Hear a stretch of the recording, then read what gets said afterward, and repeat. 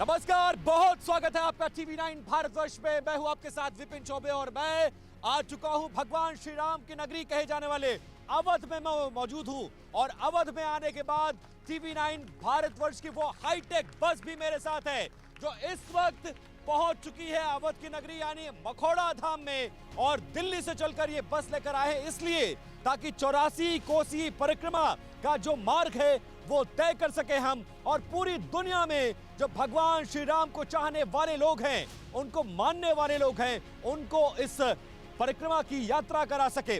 और इस मौके पर हमारे साथ मखौड़ा धाम की एक बहुत बड़ी आबादी आप देखिए इस वक्त मौजूद है, जिसमें युवा भी हैं, बच्चे भी हैं, महिलाएं भी हैं।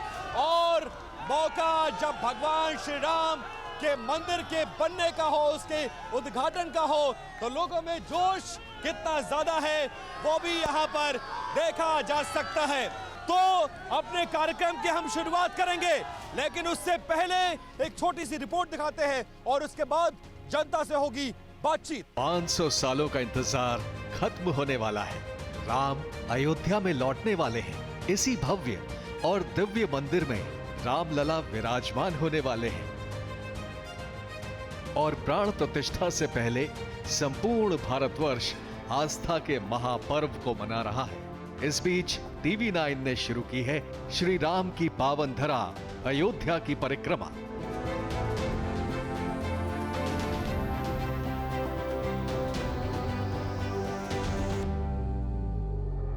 टीवी9 की हाईटेक बस अयोध्या में 84 कोस परिक्रमा मार्ग के उन रास्तों से गुजरेगी जहां हर कण की अपनी राम कहानी है, जहां लाखों राम भक्त स्वागत के इंतजार में हैं। लेकिन 275 किलोमीटर लंबी इस यात्रा का आरंभ आज भगवान श्री राम की उद्भव स्थली बस्ती में मौजूद प्राचीन मखौड़ा धाम से करते हैं, जहां राजा दशरथ ने पुत्रेष्ठी यज्ञ किया था। मान्यता है इसी यज्ञ के बाद श्री राम, लक्ष्मण, भरत और शत्रुघ्न का प्राकट्य हुआ। तो इस रिपोर्ट के जरिए हमने आपको समझाने की कोशिश की कि मखौड़ा धाम का महत्व कितना ज्यादा है और आज की तारीख में लोग किस तरह से, पूरी दुनिया आज की तारीख में अयोध्या की तरफ देख रही है। तो मखौड़ा धाम के लोग कैसे स्वागत करेंगे, एक बार फिर से जरा अपना स्वागत करके बताइए।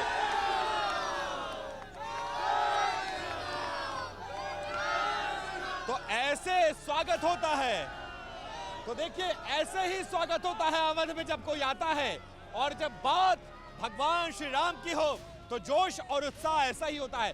तो सबसे पहले ये बताइए, ये कहा जाता था, मैं अपनी उम्र में तो सुन रहा हूं, अपने दादा से, अपने पिताजी से, अपने नाना से भी मैंने सुना है कि रामलला हम आएंगे, मंदिर वहीं बनाएंगे, तारीख नहीं बताएंगे।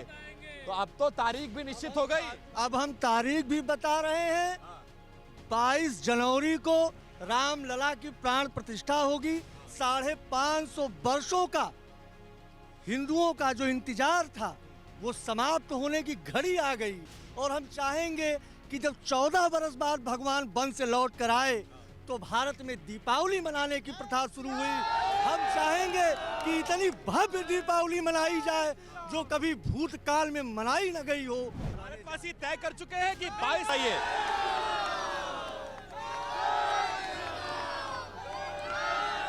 तो ऐसे स्वागत होता है, तो देखिए ऐसे ही स्वागत होता है अवध में जब कोई आता है। और जब बात भगवान श्री राम की हो तो जोश और उत्साह ऐसा ही होता है। तो सबसे पहले ये बताइए, ये कहा जाता था, मैं अपनी उम्र में तो सुन रहा हूं, अपने दादा से, अपने पिताजी से, अपने नाना से भी मैंने सुना है कि रामलला हम आएंगे, मंदिर वहीं बनाएंगे, तारीख नहीं बताएंगे। तो अब तो तारीख भी निश्चित हो गई। अब हम तारीख भी बता रहे हैं। 22 जनवरी को रामलला की प्राण प्रतिष्ठा होगी। 550 वर्षों का हिंदुओं का जो इंतजार था वो समाप्त होने की घड़ी आ गई। और हम चाहेंगे कि जब 14 वर्ष बाद भगवान वन से लौट कर आए तो भारत में दीपावली मनाने की प्रथा शुरू हुई। हम चाहेंगे कि इतनी भव्य दीपावली मनाई जाए जो कभी भूतकाल में मनाई न गई हो। 22 जनवरी का बहुत बड़ा यहाँ पे 12 बजे स्थापना दिवस मनाया जाएगा और दीपावली उत्सव विशेष करके मनाया जाएगा। तैयार है आप लोग? सारे लोग जाएंगे? लोग कहते हैं कि भाई ये तो कोर्ट का फैसला हुआ, तो फिर भाजपा को कैसे, प्रधानमंत्री को कैसे? जब ये लोग कहते हैं तो आप लोग क्या मानते हैं? आप लोग तो जनता हैं, आप लोग क्या मानते हैं? आज तक बहुत सारी सरकार आई है, बहुत सारी सरकार गई हैं, किसी ने भी तो 5.5 साल में ऐसा रामलला जी को मंदिर में स्थापित करने की कोई भी ऐसी नहीं किया था। ये हम लोगों का सपना था, हम नहीं, हमारे पूर्वज लोग इस सपने को देख रहे थे। आज तक वो सपना देश का सपना, ये सपना तो नहीं लगता, ये सपना तो नहीं लगता। नहीं, सपना नहीं, ओरिजिनल है ये। मोदी जी जिंदाबाद जिंदाबाद। आप लोग भी इसको श्रेय प्रधानमंत्री जी को देना बिल्कुल प्रधानमंत्री जी को मैं आदरणीय प्रधानमंत्री को मैं इसका स्वागत करता हूँ। हम लोग आए हैं, भगवान श्री राम लौट गए हैं अपने घर पर और लंबा वनवास खत्म हो रहा है, इसीलिए TV9 भी हाईटेक बस लेकर आया है। तो यहाँ के लोगों के दिमाग में जब तस्वीरें टेलीविजन पर आप लोग देख रहे हैं कि एयरपोर्ट बन गया, स्टेशन बन गया, वंदे भारत ट्रेन बन गई, होटल बन रहे हैं, सड़क बन रही है, सब कुछ डेवलप हो रहा है, तो लग रहा है कि अब किस्मत बदल गई है अयोध्या की। जी बिल्कुल, पूरा अयोध्या पूरे विश्व में सबके निगाहें हो गई और एकदम राम जन्मभूमि बनने से हम लोगों का, हिंदू का सम्मान बढ़ गया है।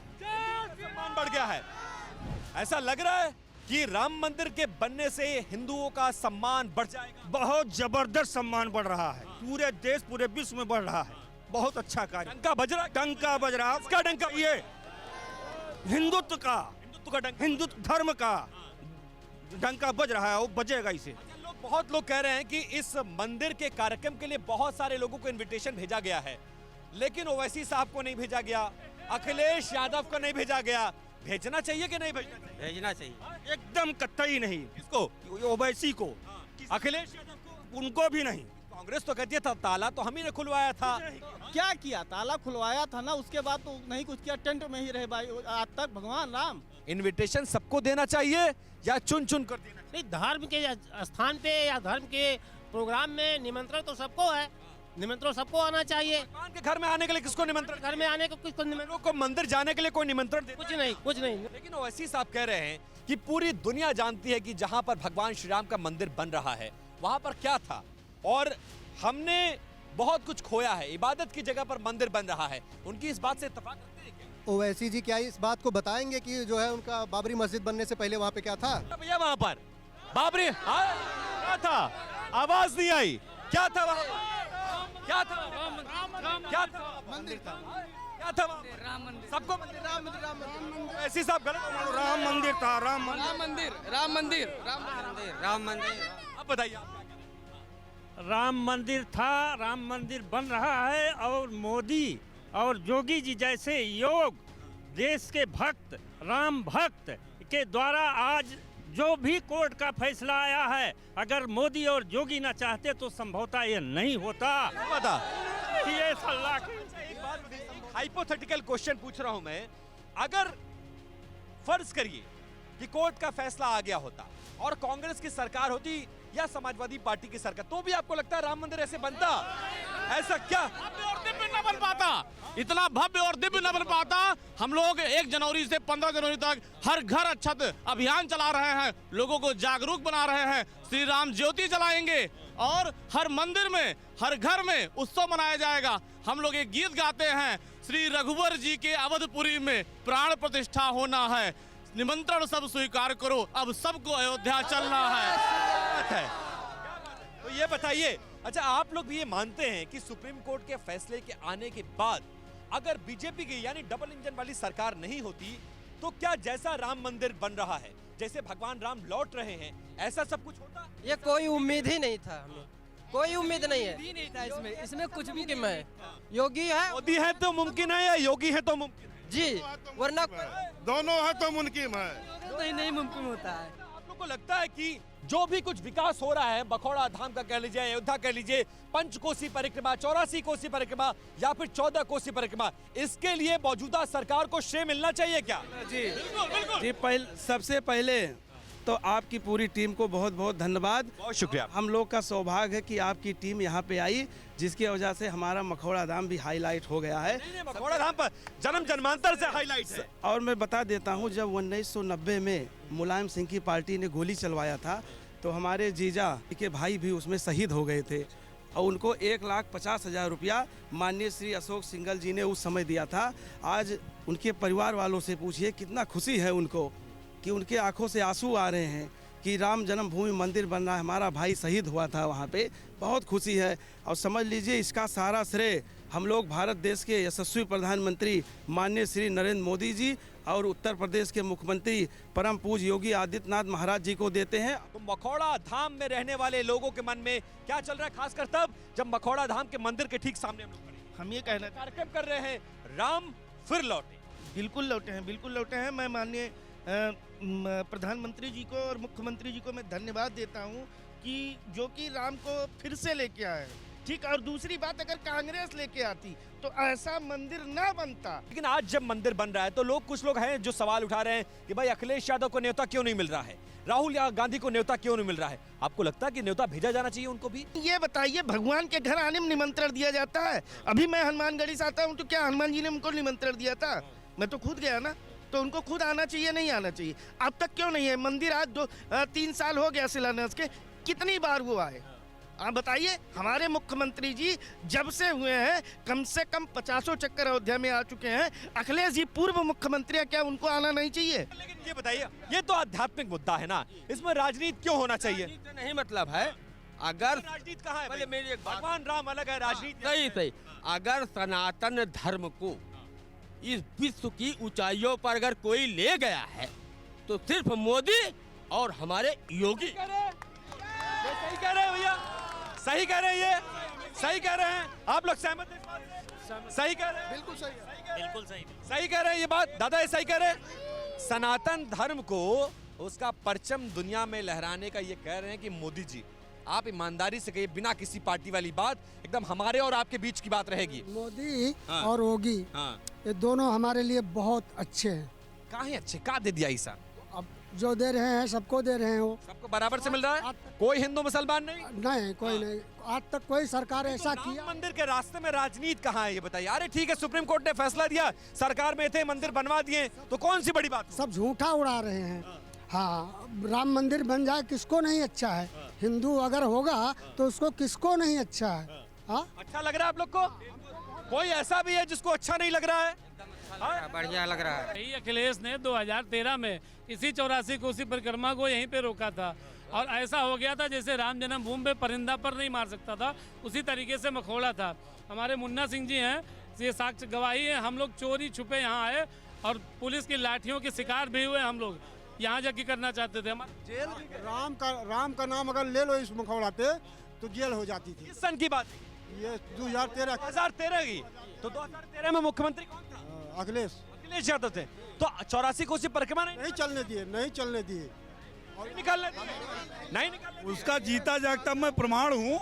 ये इसी पुल पे हम लोग आए, और ये सामने वाला पुल, ये लकड़ी वाला जो पुल है, इसी पुल पे हम लोग जब पहुँचे इसके विरोध में कि आखिर हमारे संत आज से नहीं, जब से सनातन धर्म चला आ रहा है तभी से ही हमारे संत इस 84 कोसी परिक्रमा में आते हैं और बड़ी संख्या में आते हैं। सेवकों पर जो जुल्म हुआ, जो उनके ऊपर अत्याचार किया गया, उसकी सजा भुगत रहे हैं लोग। जब सुप्रीम कोर्ट का फैसला आया तो ये कहा गया भाई ये मंदिर की जमीन, ये मस्जिद की जमीन 500 करोड़ में एम्स जैसा अस्पताल बन जाता, और आप मंदिर बना रहे। मंदिर बनाने से क्या हासिल होगा आपको, ये बताइए। मंदिर बनाने से क्या हासिल नहीं होगा। मंदिर आज अयोध्या में बना है, अयोध्या के अगल बगल अंबेडकर नगर, बस्ती, गोंडा, बलरामपुर, सारे जिलों में विकास हो रहा है। यहाँ पे देश दुनिया के पर्यटक आ रहे हैं। यहाँ पे होटल वाले, फूल वाले, मिठाई वाले, ठेला वाले, यहाँ पे हमको लग रहा है हजारों नहीं लाखों की संख्या में रोजगार पैदा हो रहा है। आपको लगता है कि मंदिर बनाने से भी विकास होता है, सिर्फ अस्पताल, स्कूल, यूनिवर्सिटी से विकास नहीं होता है? नहीं, बिल्कुल नहीं, ये बिल्कुल नहीं होता। यही हमारा मखौड़ा धाम है। यही योगी जी के मुख्यमंत्री बनने से पहले यही मखौड़ा धाम में, हमको कहते हुए जरा सी भी शर्म नहीं आ रही, मैं यहीं का हूँ। यहाँ पे जो आप देख रहे हैं जितना विकास हुआ, यहाँ पर खाली सुअर घुमा करती थी। अथक प्रयास से ये मखौड़ा देखने लायक हुआ है, और आगे भी ये मखौड़ा जो हमारा कॉरिडोर डेवलप हो रहा है अयोध्या से लेकर यहाँ तक। और यहाँ इसी के दक्षिण में आप जाएंगे थोड़ी दूर पर तो वहाँ से जो 84 कोसी परिक्रमा गया हुआ है, मार्ग गया, वहीं पर रेस्ट हाउस बना हुआ, वहाँ पर संतों के निवास के लिए बना हुआ, बहुत ज़्यादा डेवलपमेंट हो रहा है। जिस दिन ये मखौड़ा कॉरिडोर बन के डेवलपमेंट हो रहा है कि नहीं, जरा आप लोग बताइए। थोड़ा पीछे चलिए, थोड़ा पीछे चलिए। अच्छा, दोनों हाथ उठाकर बताइए, डेवलपमेंट हो रहा है कि नहीं हो रहा है? डेवलपमेंट हो रहा है कि नहीं हो रहा है? पूरे अयोध्या का हो रहा है, पूरे 84 कोसी का हो रहा है, पंचकोसी का हो रहा है, 14 कोसी का हो रहा है। हो रहा है। हाँ। कोई गलत बयानबाजी तो नहीं है? ऐसा तो नहीं है लोग भाजपा से मिले हुए ये चंदन उंदन लगा के पटका उटका बांध के भाजपा वाले हैं और ये नारा लगवा देंगे, बाद में कहेंगे आप तो मिल गए। नहीं, ऐसी कोई बात नहीं है। हाँ, ऐसी कोई बात नहीं है। आज दुनिया देख रही कि भाजपा के कार्यकाल में क्या हो रहा है, कितना अच्छा लग रहा है सबको। सब बहुत खुश हैं यहाँ के लोग। जनता खुश है कि नहीं है? बिल्कुल खुश है, पूरी जनता खुश है, पूरा देश खुश है, पूरा अपना जो है उत्तर प्रदेश खुश है। सब लोग वही दुखी हैं, जो देशद्रोही हैं वही दुखी हैं। देशद्रोही दुखी हैं। हाँ। अच्छा, बहुत सारे लोग ऐसे कह रहे हैं कि बीजेपी जो है वो मंदिर बनवा कर राजनीतिक लाभ लेना चाहती है। आप लोग को लगता है ऐसा? उनका तो एजेंडा था ना, बीजेपी का एजेंडा था कि हम जो है राम मंदिर बनवाएंगे, उसमें किसी को आपत्ति करना ही नहीं चाहिए। तो 20 साल से वो कह रहे थे। बिल्कुल, और उसको कर दिखाया। बिल्कुल। तो सुप्रीम कोर्ट ने किया ना, बीजेपी ने क्या? हाँ, लेकिन सरकार तो उसी की थी ना, तो उसी का श्रेय जाएगा। चले मथुरा बनवावे, उन्होंने हमें सुन जय जयकार कैसे भी यदुवंशी है ना, तभी तो हम जय जयकार करेंगे। अखिलेश यादव जिंदाबाद। चल मथुरा बनवाए मंदिर या ना। अखिलेश यादव मथुरा के मंदिर को बनाने का संकल्प ले ले तो यहाँ सारे खड़े लोग अखिलेश यादव जिंदाबाद कहेंगे क्या? एकदम कहेंगे, एकदम जिंदाबाद कहेंगे। जो बापों को नहीं कहेंगे ये लोग, नहीं कहेंगे। अखिलेश यादव के राज में भी अयोध्या का विकास हुआ, ऐसे जो म्यूजियम बना है या जो जहाँ पर रामलीला होता है वो परिसर बना है, ये सब तो अखिलेश यादव ने। आज लगती है आज कि वो राम की नगरी है, परम वैभव को प्राप्त कर रही है। और एक बात और कहना चाहता हूँ, आध्यात्मिक दृष्टिकोण से द पावर सेंटर ऑफ सनातन है वो। जिस दिन वो मंदिर बन के तैयार हुआ, प्राण प्रतिष्ठा पूरी हुई और वहाँ घंटा और शंख की ध्वनि बजना शुरू हुई, तो हिंदुस्तान विश्व का गुरु बन के रहेगा, क्योंकि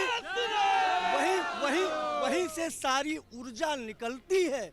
और जमाल शाह ने जब मीर बाकी को कहा था तो यही बताया था कि ये पावर सेंटर है, जिस पद्धति से पूजा की जाएगी वो ब्रह्म से कनेक्ट होगा। 6 दिसंबर 1992 के पहले का भारत देखिए और आज का भारत देखिए, परिवर्तन आया है कि नहीं आया है? आप लोग बिल्कुल परिवर्तन, कुछ बदला है, बहुत कुछ बदला। सुप्रीम कोर्ट ने बदला या सरकारों ने? सरकार ने प्रयास किया, सुप्रीम कोर्ट ने बदला।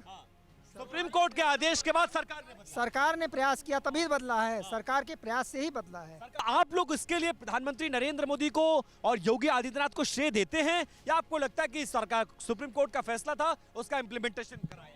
जी बिल्कुल, हम श्रेय देते हैं, 100% श्रेय देते हैं मोदी जी को भी और योगी जी को भी और सारी जनता को कि उन्होंने उन्हें चुना और इस लायक बनाया कि आज हमारा राम मंदिर बनके तैयार हो रहा है और राम आएंगे, 22 जनवरी को राम आएंगे। अच्छा, एक बात और बताइए, जरा आप लोग पीछे हो जाइए तो फिर चर्चा बहुत बढ़िया से होगी, क्योंकि जगह थोड़ा मुझे 2019 का चुनाव मुझे याद आता है, लोकसभा का चुनाव था और ये एफिडेविट सुप्रीम कोर्ट में डाला गया कि इस फैसले को टाल दिया जाए चुनाव के पहले से, क्योंकि ये फैसला अगर आएगा तो राजनीतिक फायदा मिल पाएगा। सवाल ये है कि क्या बीजेपी आज की तारीख में इसका राजनीतिक फायदा उठा रही है या नहीं उठा रही? आज के समय में जो सनातन के विरुद्ध बात करते हैं उनकी कोई जगह नहीं है। विपक्ष कह रहा है, भाई साहब अभी आपने कहा कि विपक्ष कह रहा है एम्स बनना चाहिए, विद्यालय बनने चाहिए। ये बताइए, लोग अपने घर बनवाने में 50-50 करोड़ क्यों खर्च कर देते हैं?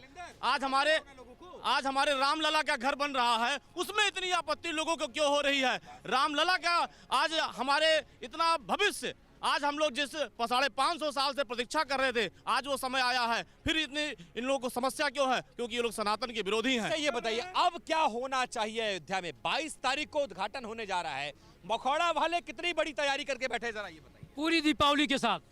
हाँ, पूरी दीपावली। 22 तारीख को दीपावली मनेगी क्या? ये मनेगी। कितनी तैयारी है, जरा ये बताइए। बहुत लंबी तैयारी। क्या तैयारी किया आप लोगों ने? दीपक जलाएंगे हम लोग, मिठाई बांटी जाएगी, मंदिरों में कीर्तन होगा, ढोल नगाड़े। हाँ, ढोल नगाड़े। मोदी जी की अपील का असर हो रहा है कि नहीं हो रहा है? हो रहा है। तो देखिए, ये राम फिर लौटे के स्पेशल एडिशन में जिसको हम शुरुआत कर रहे हैं 84 कोसी परिक्रमा के उस रूट पे जिसे मखौड़ा धाम कहा जाता है, वहां पर लोगों की राय आप तक पहुंचाने की हमने कोशिश की और ये बताने की कोशिश की कि भगवान श्री राम के मंदिर के उद्घाटन के मौके पर इस 84 कोसी परिक्रमा के मार्ग में पड़ने वाले मखौड़ा धाम के लोग क्या सोचते हैं। इस यात्रा को हम जारी रखेंगे, 84 कोसी के एक एक पड़ाव पर, एक एक मंदिरों पर जाएंगे और इस रूट पर पड़ने वाली जनता से मुखातिब कराएंगे। ये सिलसिला जारी रहेगा, लेकिन फिलहाल आज के लिए मेरे साथ मेरी पूरी टीम को दीजिए इजाजत। आज के लिए बस इतना ही। बहुत बहुत नमस्कार, बहुत बहुत धन्यवाद। और इस वक्त की बड़ी खबर आपको बता दें, राम मंदिर पर बीजेपी की बैठक में बड़ा फैसला लिया गया है। 25 जनवरी से 25 मार्च तक बीजेपी एक अभियान चलाएगी। एक दिन में 50,000 लोगों को अयोध्या दर्शन कराएगी बीजेपी। 22 जनवरी को दिवाली जैसा माहौल बनाने का निर्देश दिया गया है। सबको प्राण प्रतिष्ठा कार्यक्रम दिखाने की तैयारी की जा रही है। बीजेपी की तरफ से बड़ी तैयारियां की जा रही हैं। तो देखिए, 22 जनवरी को दिवाली जैसा माहौल बनाने का निर्देश बीजेपी की तरफ से दे दिया गया है। सबको प्राण प्रतिष्ठा कार्यक्रम दिखाने की तैयारी बीजेपी द्वारा की जा रही है। 22 जनवरी को कार्यक्रम को सक्सेस बनाने के लिए बड़ी तैयारियां बीजेपी द्वारा की जा रही हैं।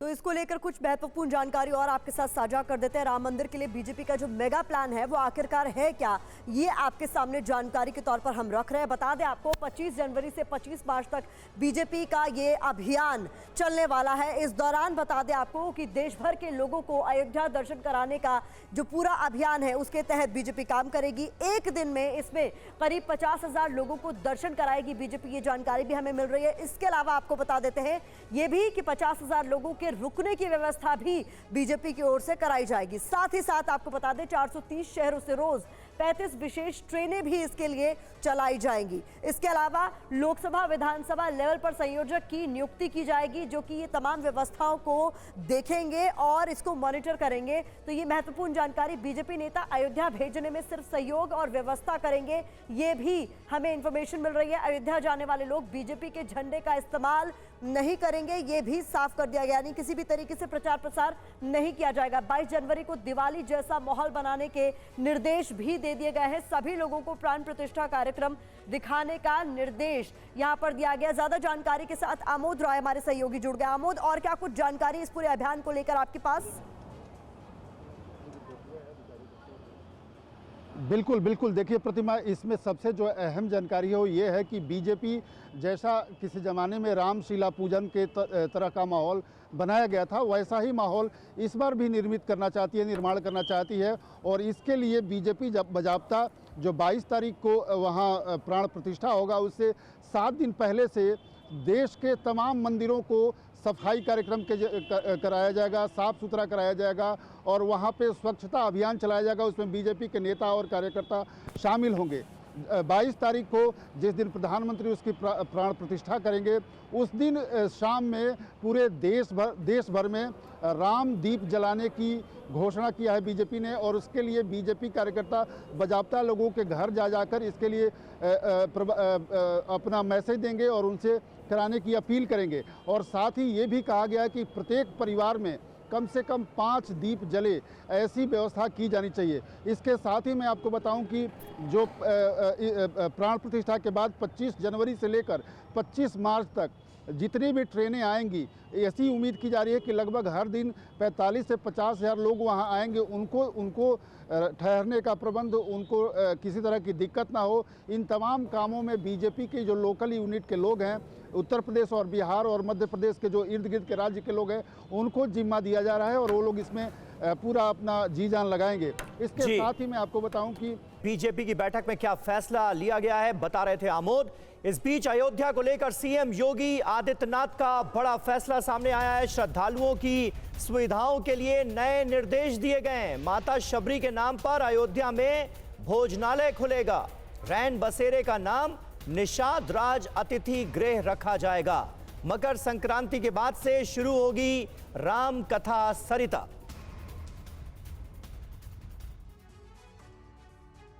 तस्वीरें आज की है। देखा जा सकता है कि सीएम योगी ने कैसे अयोध्या में तमाम विभाग के बड़े अधिकारियों के साथ समीक्षा बैठक की। इस दौरान सीएम योगी अधिकारियों को निर्देश देते नजर आए। सीएम ने अयोध्या के विकास कार्यों के बारे में जाना। अयोध्या की सुरक्षा और स्वच्छता से समझौता नहीं होगा। माता शबरी के नाम पर अयोध्या में भोजनालय खुलेगा। रैन बसेरे का नाम निषाद राज गुह्य अतिथि गृह। अयोध्या का डिजिटल टूरिस्ट गाइड ऐप तैयार करने के निर्देश। अयोध्या आने वाले पर्यटकों और श्रद्धालुओं का खास ध्यान रखा जाएगा। अयोध्या में कई देशों की भाषाओं में जानकारी मिलेगी। यातायात के लिए प्रोटोकॉल के तहत प्रबंध के निर्देश। अयोध्या जाने वाले रास्तों पर स्मार्ट साइनेज लगाए जाएंगे। अयोध्या के रास्तों पर अतिक्रमण होने पर कार्रवाई होगी। सीएम योगी ने बैठक में यह भी साफ कर दिया है कि रामलला की प्राण प्रतिष्ठा अलौकिक, अभूतपूर्व और अविस्मरणीय होगी। उत्तर प्रदेश की ग्लोबल ब्रांडिंग का ये शानदार अवसर है, इसमें कोई कोताही नहीं बरती जाएगी। बड़ी खबर आ रही है, राम मंदिर के उद्घाटन कार्यक्रम में जाने पर बोले हैं समाजवादी पार्टी के अध्यक्ष अखिलेश यादव। उन्होंने कहा है कि राम मंदिर निमंत्रण पर अपनी बात को रखा है, ये भगवान का कार्यक्रम है। साथ ही उन्होंने कहा कि भगवान बुलाएंगे तो जाऊंगा, जो 2014 में आए वो 24 में जाएंगे। इस नए साल में आपको बदलाव भी दिखाई देगा। 24 बदलाव का साल है और जो लोग 2014 में आए थे वो 2024 में चले जाएंगे। ये भगवान का कार्यक्रम है और भगवान से बड़े मुख्यमंत्री नहीं हो सकते। भगवान से बड़े कोई भी नहीं हो सकता, हम भी नहीं, आप भी नहीं, मुख्यमंत्री भी। और भगवान जिसको बुलाएंगे वो अपने आप दौड़ा चला जाएगा। और ये भी सही है कि भगवान किसको कब बुला ले ये भी किसी को नहीं पता। होगा कौन आएगा कौन नहीं आएगा, ये भगवान का कार्यक्रम है, भगवान श्री राम का कार्यक्रम है। उसमें इन लोगों को ज्यादा हस्तक्षेप नहीं करना चाहिए। भगवान जिसको बुलाएंगे वो जाएंगे। भगवान बुलाएंगे तो जाएंगे और भगवान जब तुम्हारा बुलावा बुला लेंगे तो तुम रुक पाओगे।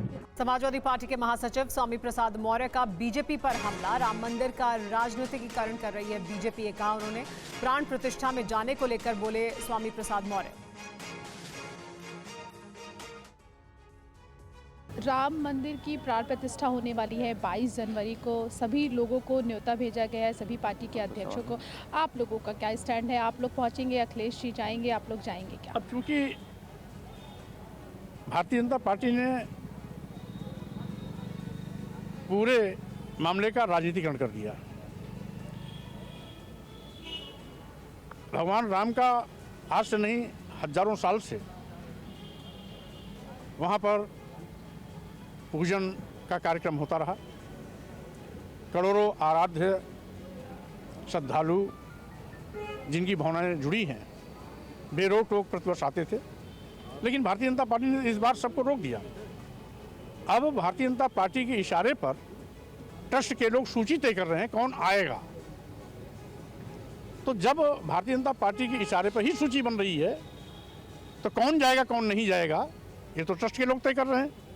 आप लोग जाएंगे क्या? स्वाभाविक रूप से अब बाद में क्या होगा, भारतीय जनता पार्टी का जब राजनीतिकरण और भगवा रंग उतर जाएगा तब हम उस पर विचार करेंगे। कर्नाटक के मुख्यमंत्री सिद्धारमैया के खिलाफ आज अयोध्या में साधु संतों ने विरोध प्रदर्शन किया। 60 सेकंड में पूरी रिपोर्ट देखिए। कर्नाटक में कार सेवकों की गिरफ्तारी से संत समाज भड़का हुआ है। अयोध्या में जगत गुरु परमहंस के नेतृत्व में साधु संतों ने कर्नाटक के मुख्यमंत्री सिद्धारमैया की तस्वीर जलाकर विरोध दर्ज करवाया।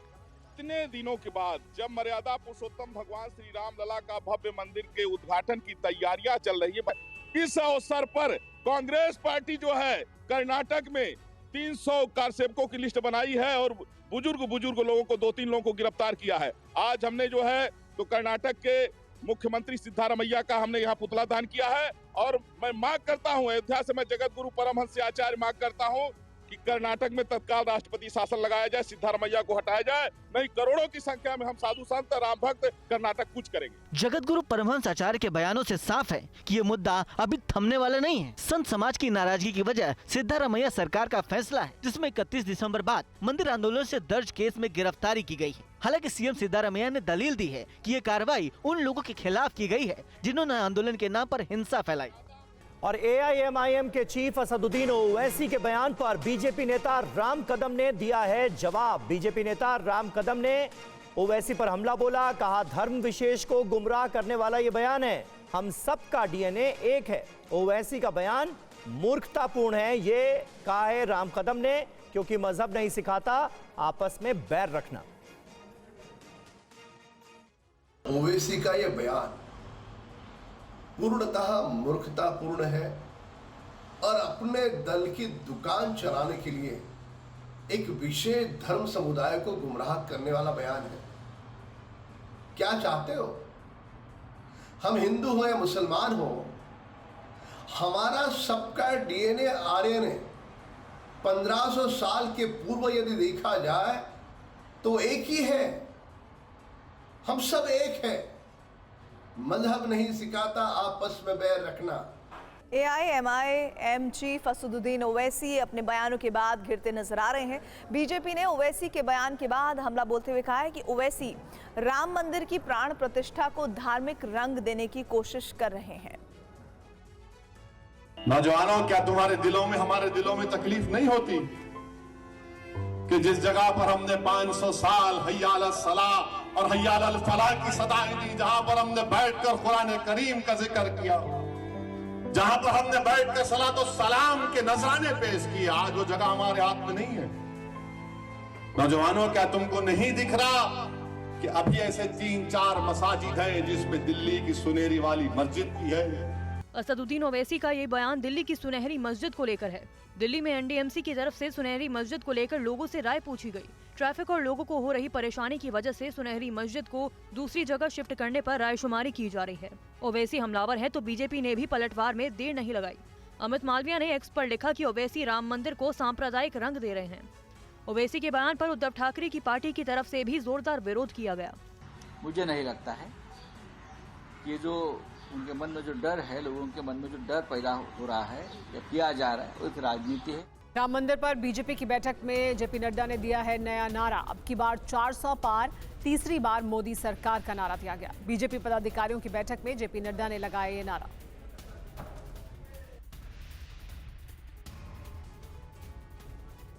आज दिल्ली मुख्यालय में बीजेपी की कैंपेन कमेटी और ज्वाइनिंग कमेटी की बैठकों में लोकसभा चुनाव की रणनीति पर मंथन हुआ। लोकसभा चुनाव के लिए क्या है बीजेपी का प्लान, देखिए रिपोर्ट। लोकसभा चुनाव के लिए बीजेपी का एक्शन प्लान तैयार है, तो चुनावी तैयारियों को धार देने के लिए बीजेपी में बैठकों का दौर भी जारी है। आज बीजेपी ऑफिस में चुनाव अभियान को प्रभावी बनाने के लिए कैंपेन कमेटी की बैठक हुई। कैंपेन कमेटी की बैठक में भूपेंद्र यादव, अश्विनी वैष्णव, हिमंत बिस्वा शर्मा, तरुण चुग, सुनील बंसल शामिल हुए और लोकसभा चुनाव में प्रचार की रणनीति बनाई। तो दूसरे दलों से बड़े नेताओं को पार्टी से जोड़ने का अभियान भी जारी है। बीजेपी ज्वाइनिंग कमेटी दूसरे दलों के प्रभावी नेताओं को पार्टी में शामिल करा रही है। पार्टी के दिल्ली मुख्यालय में आज बीजेपी ज्वाइनिंग कमेटी का भी मंथन जारी है। बीजेपी की 8 सदस्यीय ज्वाइनिंग कमेटी में 4 केंद्रीय मंत्री भूपेंद्र यादव, धर्मेंद्र प्रधान, अश्विनी वैष्णव और मनसुख मांडविया अहम सदस्य हैं। तो बीजेपी के 3 राष्ट्रीय महासचिव विनोद तावड़े, तरुण चुग और सुनील बंसल की भी बड़ी भूमिका है। इसके अलावा बीजेपी की ज्वाइनिंग कमेटी में असम के मुख्यमंत्री हिमंत बिस्वा शर्मा भी शामिल हैं।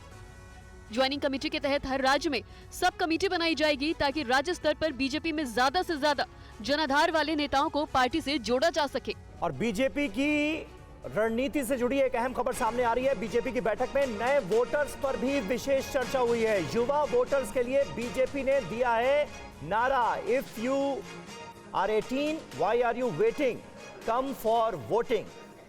महिला वोटर्स के लिए भी बनाई गई है खास रणनीति। और इधर नीतीश को इंडिया गठबंधन का संयोजक बनाए जाने की अटकलों पर आरजेडी का कहना है कि इसके लिए नीतीश कुमार से कोई योग्य नहीं है। वहीं जेडीयू का कहना है कि नीतीश को किसी पद की लालसा नहीं है।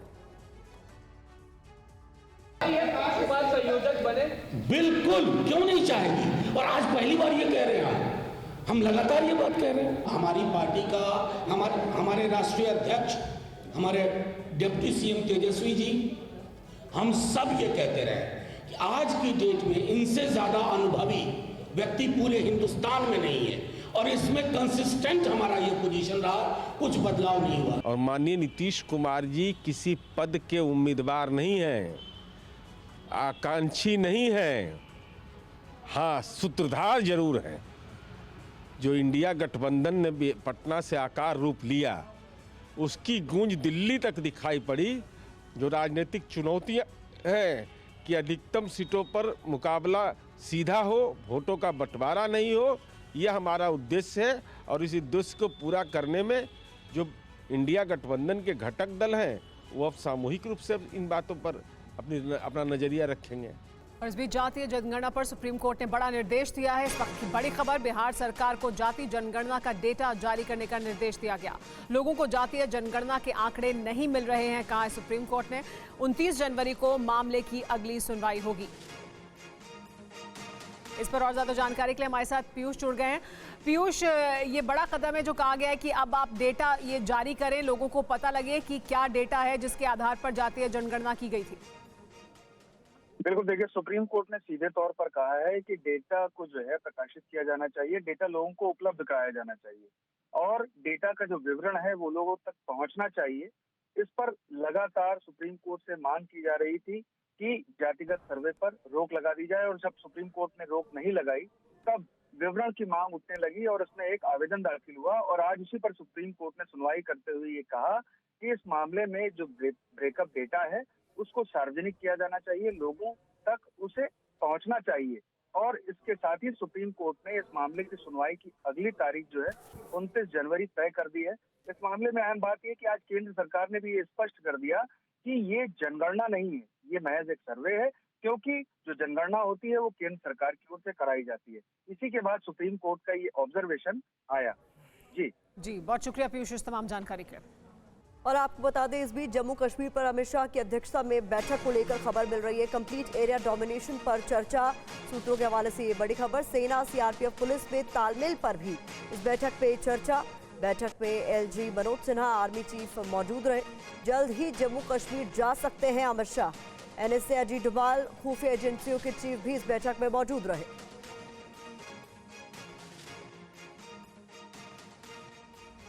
और बिहार सरकार के मंत्री तेज प्रताप यादव का बड़ा बयान सामने आया है। उन्होंने कहा है कि बीजेपी की लव कुश यात्रा को लेकर उन्होंने बयान दिया है। इंडिया गठबंधन से लाखों लोग जुड़ रहे हैं। पिछले चुनाव में उनकी बुरी तरह से हार हुई। हनुमान जी की गदा उन्हीं को लगी, ये कहा है तेज प्रताप ने। राम और लव कुश का तीर धनुष उन्हीं को लग जाए। जब से इंडिया महागठबंधन की आगाज हुआ है, पूरे देश में लाखों करोड़ों लोग इंडिया महागठबंधन का साथ देने के लिए बढ़ चढ़ के हिस्सा ले रही है। और कोई भी यात्रा ही निकाले, पहले तो राम को आगे करके ये लोग यात्रा निकालते हैं, अब लवकुश उनके जो राम जी के जो पुत्र हैं उनको लेकर के यात्रा निकाले। और पिछले बार भी चुनाव जो हुआ था जिसमें उनकी बुरी तरीके से हार हुई थी, जो हनुमान जी का जो गदा लेकर के जो चले थे वही गदा उनको लगा था। तो ऐसा ना कि राम और राम जी के जो बेटे हैं लव और कुश, जो दो उनके पुत्र थे, ऐसा ना कि उनका तीर धनुष उन्हीं को लग जाए। तो इन लोगों से और देश के लोग देख रहे हैं कि किस तरीके से ये लोग देश को इन लोगों ने पल पल तोड़ने का काम किया है। तो अब जो जनता है इनके झांसे में आने वाली नहीं। अब बड़ी खबर जापान से। जापान के एयरपोर्ट पर बड़ा हादसा हुआ है। लैंडिंग के बाद विमान में लगी है आग। रनवे पर लैंडिंग के वक्त आग से घिर गया विमान। जापान के हेनेदा एयरपोर्ट की एक घटना है। कोस्ट गार्ड विमान से टकराने की खबर है और साथ ही साथ सभी 389 यात्री और क्रू मेंबर सुरक्षित हैं। धू धू कर जला विमान, विमान से उठी आग की लपटें। चंद सेकंड में खाक हो गया यात्री विमान, बाल बाल बची 379 यात्रियों की जान। धू धू कर जलते विमान की ये तस्वीरें जापान की राजधानी टोक्यो के हानेडा एयरपोर्ट की है। रनवे पर लैंडिंग के दौरान विमान में भीषण आग लग गई। आशंका है कि लैंडिंग से पहले विमान कोस्ट गार्ड के प्लेन से टकरा गया था। कोस्ट गार्ड के प्लेन से टकराते ही विमान में आग लग गई और धीरे धीरे आग ने पूरे विमान को अपनी चपेट में ले लिया। तस्वीरों में आप देख सकते हैं कि फायर फाइटर्स आग पर काबू पाने के लिए कड़ी मशक्कत कर रहे हैं। जापान एयरलाइंस की तरफ से मिली जानकारी के मुताबिक विमान होकाइडो के शिन चितोसे एयरपोर्ट से रवाना हुआ था, जिसमें 367 यात्री और 12 क्रू मेंबर सवार थे। वक्त रहते सभी को प्लेन से निकाल लिया गया है। बताया जा रहा है कि सभी सुरक्षित हैं और इस हादसे में कोई हताहत नहीं हुआ। जापान की ट्रांसपोर्ट मिनिस्ट्री मामले की जाँच कर रही है। हादसे के चलते हानेडा एयरपोर्ट के सभी रनवे को बंद कर दिया गया है। कई फ्लाइट्स को नरिता एयरपोर्ट की तरफ डाइवर्ट भी कर दिया गया है। और इसी के साथ ही वक्त एक ब्रेक का। आप देख रहे हैं TV9 भारतवर्ष।